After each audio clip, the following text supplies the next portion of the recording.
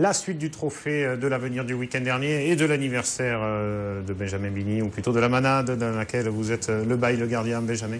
Ma foi, c'était pas mal cette course pour les 30 ans, des taureaux de tout style. Et puis bien raseté dans l'esprit avec en fer de lance Charles Chana et Romain Bruchet. Les gens se sont régalés à Bouillargues. Ouais, ils sont sortis très contents, nous aussi. Et c'est vrai que Romain et Charles ont très bien raseté en donnant la chance aux taureaux. Et je les en remercie, notamment Romain qui devait être au Gros du Roi et qui a tenu à participer à la course à Bouillargues. Romain qui a changé de dimension depuis cette saison et cette fin de saison. Je ne l'avais jamais vu raseter comme ça dans les arènes de Bouillargues en corne nue. C'est vrai qu'il a pris de l'assurance, il a pris du charisme et il a pris en tout cas un nouveau rôle qui est le sien maintenant de raseteur des As qui, quand il revient au Trophée de l'Avenir, ne vient pas juste pour regarder les jeunes raseter, Jackie. Oui, mais c'est un garçon qui a toujours été présent, même à l'avenir, il rasetait beaucoup, sûr. Il a toujours bien raseté, et voilà, mais il ne pensait pas que ce soit possible de raseter les gros taureaux du Trophée des As. Maintenant, il s'est lancé et ça fonctionne bien. Mais c'est vrai qu'il a tendance à se dérégler souvent. Donc chaque fois, il faudrait le remettre un peu sur les rails parce qu'il a tendance à s'écarter un peu trop des taureaux. Et les gros taureaux, il faut éviter de le faire parce qu'il va avoir des surprises. On le verra, on va le voir, là, les images vont démarrer pour ces 30 ans de la manade d'Idelot. Où il a mis des taureaux en valeur, où il a pu jouer avec eux, mais les arènes de Bouillargues se ferment plus facilement que les arènes du Gros du Roi quand on est embarqué dans un rasé. Donc voilà le premier taureau, donc Cassieux.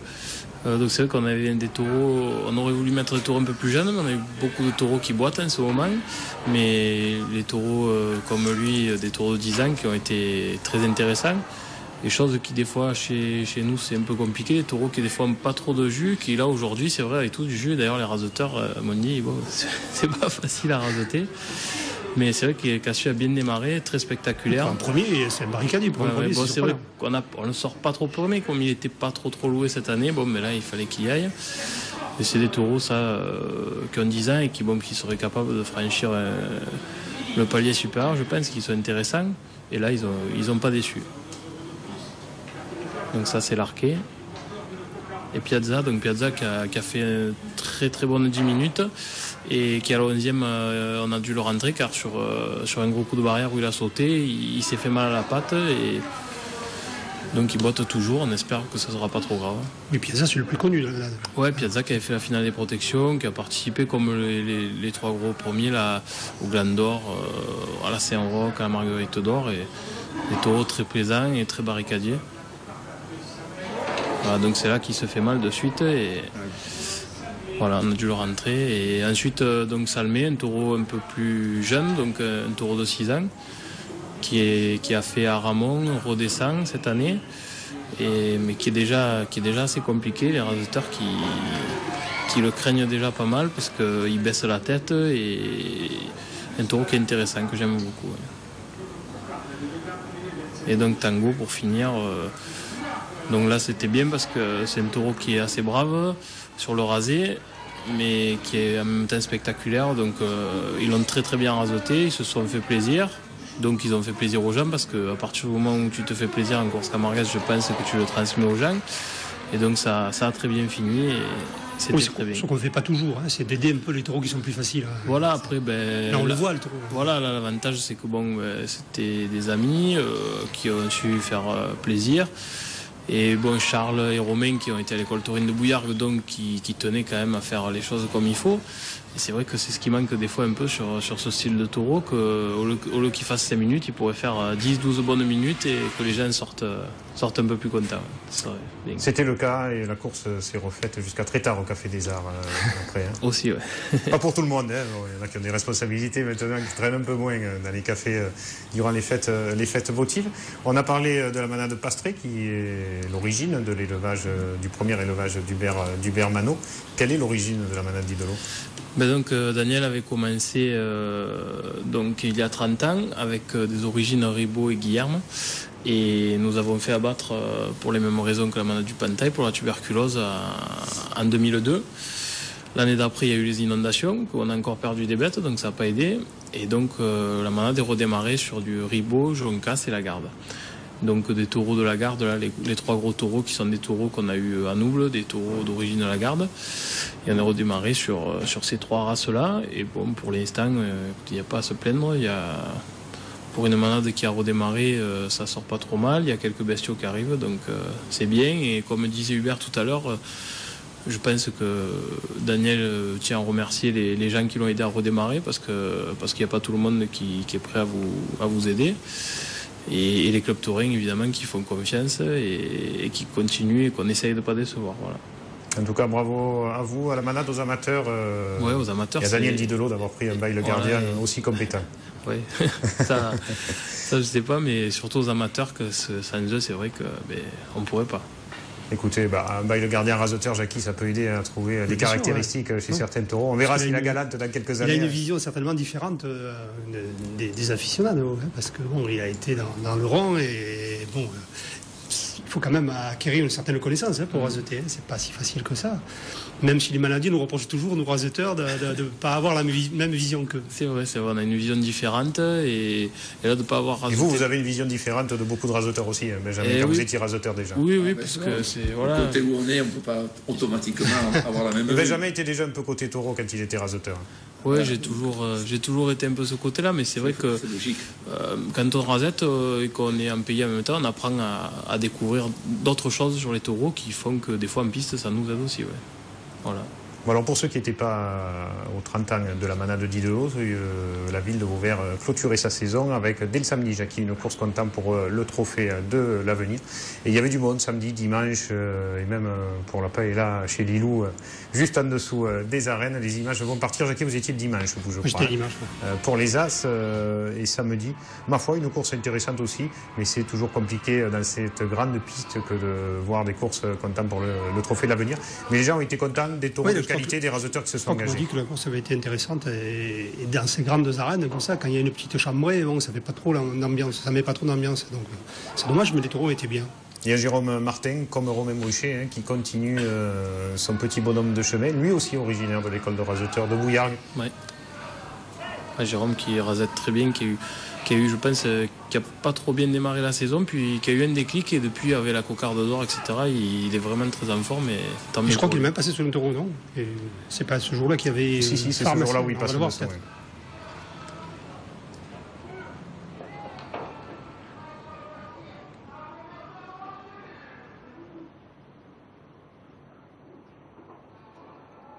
Et Julien Rey, on parlait de Jérôme Martin à gauche, ou Marc Sanchez, mais Julien Rey aussi en fer de lance de l'autre côté droit, en qualité d'animateur. Et voilà, pharmacien, l'un des espoirs de la manade de Cuillé, où Jérôme est en difficulté, n'arrivant pas à attraper le taureau.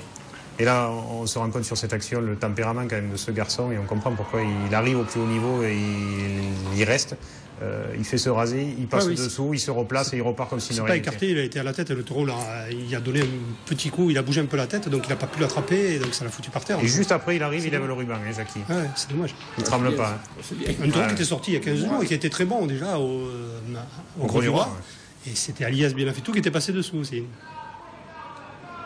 Et qu'il avait fait un peu exprès, presque. Il s'était lui aussi un peu affadé, mais dans l'autre sens. Juste après, parce que d'abord, il avait levé le pantalon et après, il était passé dessous.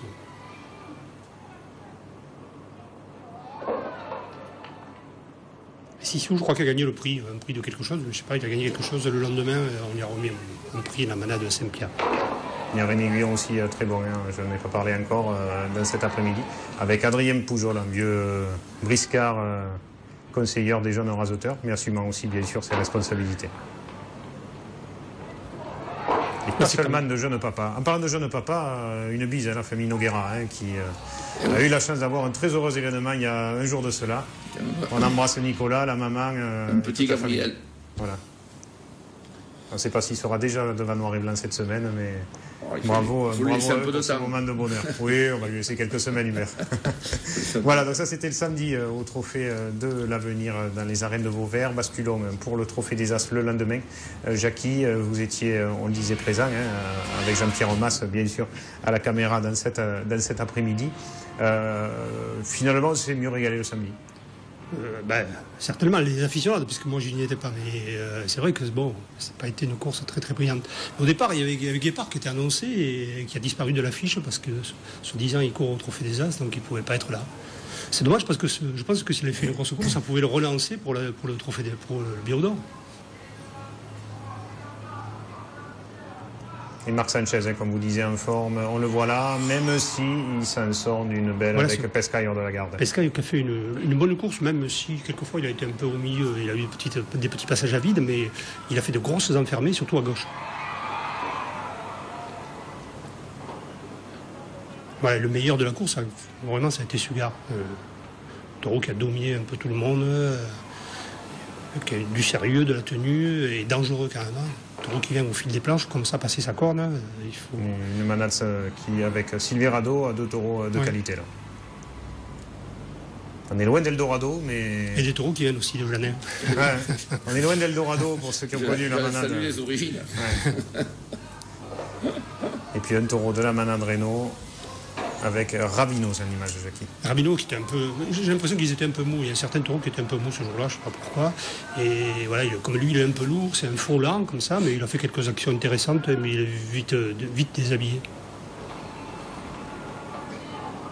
Et le Gestaboy, moi je regrette parce que je trouve qu'il a été mal raseté. Les raseteurs en avaient après le manadier parce qu'il avait mis trop de ficelles. Voilà, donc il a débuté, il a fait cette action. On voit en même temps que là, Julien Rey reste accroché un peu devant. Oui.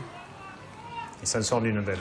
Mais des taureaux comme ça, si on ne met pas beaucoup de ficelles, ça ne tient pas longtemps. Donc c'est en son honneur, quoi. C'est pour que le taureau assure le spectacle. Et après, ils l'ont raseté sur des reprises, il ne laissait pas finir, il faisait la reprise, donc le taureau, ils ne l'ont pas mis en valeur comme ils auraient dû, je pense. Adrien qui remporte le trophée, Marc Sanchez, meilleur animateur, Jackie, et puis surtout, voilà, on le voit là, en image, arriver à chercher son prix. Julien Rey, lui également, est logiquement récompensé. Adrien Pujol, qui jouait en même temps à ce moment-là la seconde place du Trophée des As face à Julien Ouf, qui, on le sait, les courses de fin de saison souvent permettent à certains raseteurs de faire des points. Adrien a fait 19 à Vauvert, Julien Ouf en a fait 27 dans les arènes de Palavas, 20 points les séparés, je crois qu'il n'en reste plus que 10. Et Julien a fait une grande course dans cette piste pour cette finale du Trophée Albert Dubout. Oui, mais je pense encore une fois, Julien Ouf est plus motivé qu'Adrien Pujol. Adrien Pujol, il a déjà terminé plusieurs fois second. Bon, si c'était la première marche, ça ne serait pas pareil, la bataille serait différente. Mais là, bon, Adrien, ça ne le gêne pas d'être second ou troisième, c'est pareil. Les images vont partir de Palavas, Jackie, pour cette finale, avec dès le matin la brigade. Nous sommes donc au départ de cette abrivade de la plage qui est en quelque sorte la clôture de la feria d'automne. C'est devenu un spectacle incontournable avec 12 manades, plus de 100 chevaux maintenant qui vont défiler manade par manade jusqu'à l'arrivée donc dans Palavas à plus de 4 km d'ici. Ce spectacle, comme je vous disais, est incontournable. Maintenant, il fait partie intégrante donc, de cette feria et je vois que le public est toujours plus nombreux d'année en année et vraiment il clôture en quelque sorte les festivités estivales de Palavas-les-Flots et ma foi, on espère encore les continuer bien longtemps.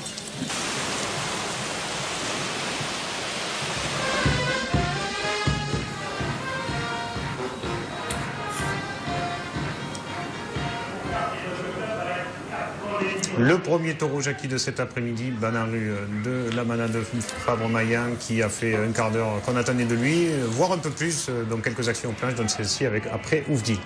On passe le second, Indien, alors aussi bizarrement que ça puisse paraître, est raseté avec des raseteurs du Trophée de l'Avenir quand il est au Gros du Roi, et ben là il va rentrer sa cocarde. Parce qu'il est un peu compliqué le taureau, hein. Il laisse passer, il ne prend pas les reprises. Bon, il y a des taureaux qui ont de la chance de rentrer la cocarde souvent. Hein.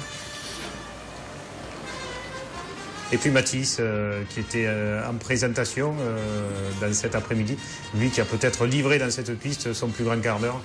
Je pense que c'est pas là qu'il a. C'est peut-être le plus spectaculaire, mais le plus grand quart d'heure, c'est à Lunel qu'il a. C'était à Lunel un peu plus tôt. Oui, c'était sa course je pense que c'est sa course de référence. Et puis peut-être le plus complet de cet après-midi avec Rodin, Mephisto de la manade Somade. Oui, c'est un taureau qui est surprenant, mais il faut. Voilà, je crois qu'il a fait une dizaine de minutes, mais spectaculaire, intéressant, un taureau qu'il faut bien raseter aussi. Je pense que les hommes ont bien raseté ce jour-là, parce qu'il n'y avait pas la course au point. Ils ont aidé un peu Ouf pour qu'il fasse plus de points, parce que lui, il avait eu un certain intérêt, mais les autres, bon, je crois que les jeux sont faits. Et Rodin, qui est toujours, même s'il n'a pas la vitesse qu'il avait avant, il est toujours compliqué, parce qu'il a toujours sa tenue de piste, et il est sérieux. Et à Palavas, il connaît bien cette piste, il a toujours été très bon là-bas. sait bien se placer dans les angles.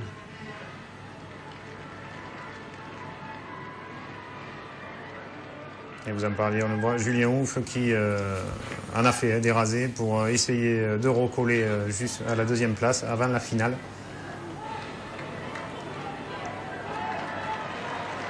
Et on le voit là lever la première ficelle de Rodin.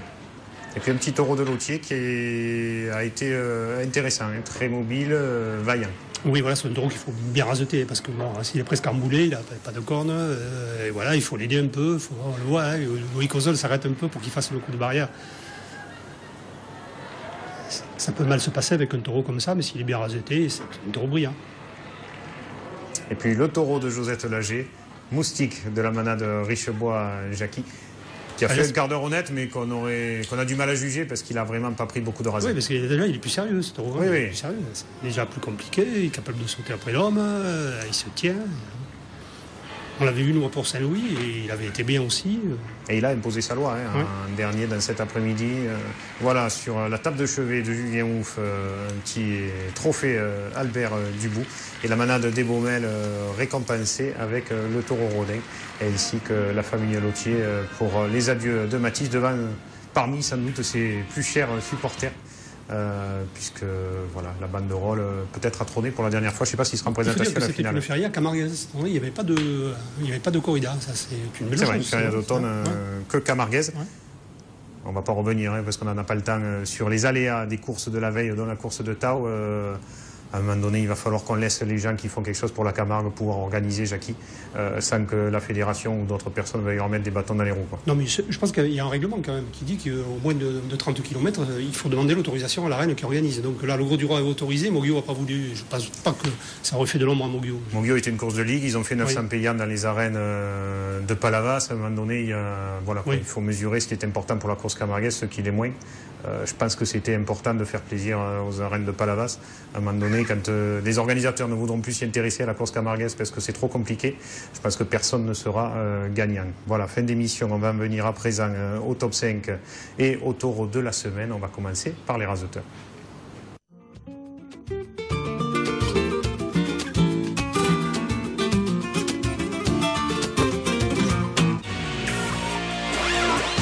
Le 5e cette semaine, logiquement, Julien Ouf pour son envie et sa victoire dans cette finale et dans ce trophée de la mer, trophée Albert Dubout de Palavas. On le voit là avec Mephisto de la manade Somade et soyons sûrs qu'il va animer avec Adrien lui donner du piment à cette finale. Charles Chana, parce qu'on l'a retrouvé à un niveau d'envie et de plaisir comme on l'a connu il y a quelques années de cela. Voilà, Charles Chana, ça faisait longtemps qu'on ne l'avait pas eu dans le top 5. Ça nous faisait plaisir de l'avoir cette semaine.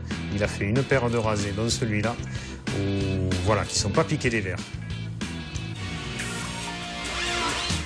Troisième cette semaine, Marc Sanchez. On vous le disait qu'il a été bon pratiquement partout sur les courses vues entre le week-end d'avant et celui de la semaine dernière. Donc logiquement, par ses beaux rasés et son envie et son engagement, il se retrouve cette semaine dans le top 5.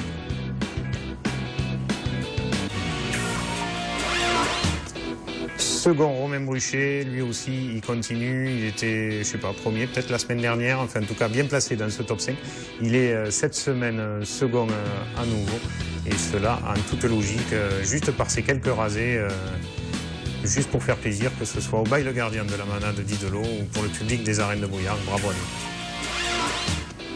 Et puis premier, Rémi Guyon pour son ami, son engagement et puis un geste qui allait au-delà de tout le reste, qui a peut-être sauvé la vie de Frédéric Eusebi. Donc logiquement pour tout ça, pour sa saison et pour son sang-froid, premier de ce top 5, Rémi Guyon. Jackie, choix logique.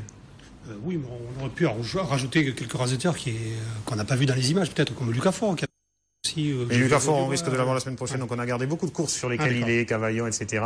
Ou bien Jérémy Lafare, qui a été très bon dimanche à Saint-Rémy. Il a été très bon, alors que c'était une course du Trophée des As, il a assuré, ça c'est bien aussi. Jérémy Lafare était bien placé au départ d'un stop 5, mais voilà, il faut faire des choix sur les courses parce qu'on n'a que 2 fois 24 minutes. Le taureau de la semaine, là aussi on a fait des choix.